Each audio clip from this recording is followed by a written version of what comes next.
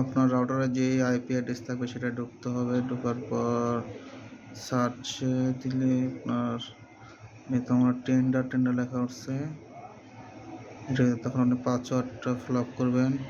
Password দেওয়ার পরে আপনার লগ ইন করবেন। লগ ইন করার পর এখানে আপনার দেখা যাচ্ছে অ্যাটাচ ডিভাইসে ঢোকার পরে আপনি এখানে দেখবেন কোনোটা ব্লক করা হয়েছে কিনা।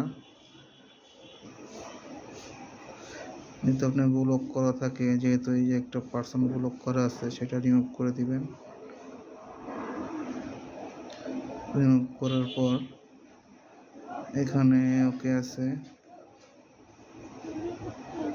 এই নিচে ওকে এটা টিপ দিবেন।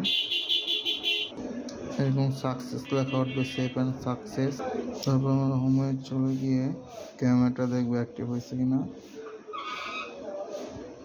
ঢুকবো, ক্যামেরা ঢোকার পরে আপনার এটা টার্ন দিব।